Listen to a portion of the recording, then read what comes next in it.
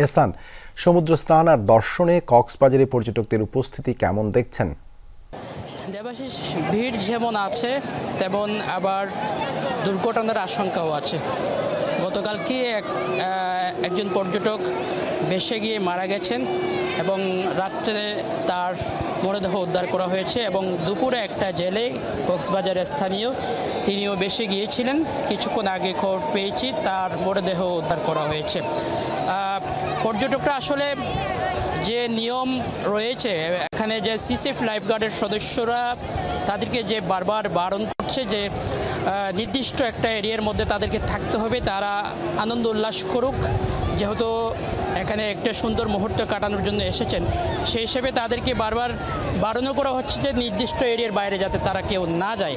কিন্তু অনেকেই অসাবধানতাবশত অথবা কৌতূহলবশত তারা একটু ঢেউয়ের বাইরে চলে যেতে চায়, এরিয়ার বাইরে চলে যেতে চায়, যার কারণে যে দুর্ঘটনা সেটি কিন্তু হয়ে আসছে এবং আশঙ্কা আসছে, এখনও পর্যন্ত আছে। আর এর বাইরে মাইকিং করছে তারা, তারপরে টুরিস্ট পুলিশের পক্ষ থেকেও তাদেরকে পর্যটকদেরকে বারবার সতর্ক করা হচ্ছে। শ্রীলঙ্কা আবারও রপ্তানিতে শীর্ষে, কিন্তু এরপরও আশঙ্কা থেকে যায়।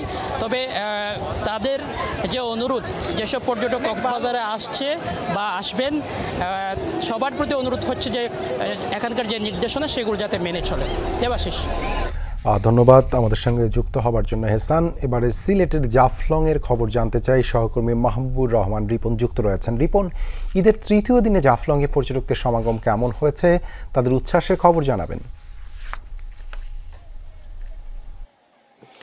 দেবাশিস, আসলে ঈদের তৃতীয় দিনে অন্যান্য বছর যে পরিমাণ পর্যটক এই জাফলংয়ে আসে, এবার কিন্তু তেমনটা নাই। গতকালও এখানকার ব্যবসায়ীরা যেটা বলছিলেন যে গতকালও অনেক কম ছিল পর্যটক সংখ্যা, আজও কিন্তু অনেক কম, যেটা অন্যান্য বছরে একদম পুরো এলাকাটি পর্যটকদের কোলাহলে মুখরিত থাকে, কিন্তু এবার ঠিক তার উল্টোটি। নর্মালি যারা শুক্র শনিবার ছুটিতে যে পরিমাণ পর্যটক আসে সে ঠিক সেই পরিমাণ পর্যটকের মতো মনে হচ্ছে। যারা এসছেন তারা কিন্তু ঈদের যে আনন্দ, ঈদের যে এই ছুটির আনন্দ সেটা উপভোগ করছেন। যদিও প্রচণ্ড রোদ রয়েছে, তাপমাত্রা একটু বেশি আছে এবং এই রোদকে উপেক্ষা করেই কিন্তু লোকজন ছুটছেন সেই তাদের যে একদম দৃষ্টিনন্দন জায়গা, যে স্থানটিতে গেলে মানুষের মন জুড়িয়ে যায়, পাহাড় এবং এই স্বচ্ছ নদীর জলধারা, এবং সেখানে জলকেলি করছেন যারাই যাচ্ছেন, জানেন প্রচণ্ড রোদ, একটু শান্তির খোঁজে পানিতে নামছেন, দীর্ঘক্ষণ পানিতে নেমে শরীর শীতল করছেন। এর পাশাপাশি অনেকেই এখান থেকে নৌকায় এর পাশে যে মায়াবী ঝর্ণা আছে সেখানে যাচ্ছেন, পাশের যে খাসিয়াপল্লী আছে সেখানে যাচ্ছেন, এবং জাফলং চা বাগান রয়েছে সেখানেও কিন্তু পর্যটকরা ছুটছেন।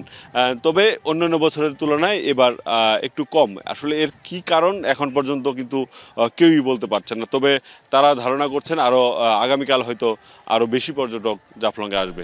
দেবাশিস, ধন্যবাদ রিপন যুক্ত হবার জন্য।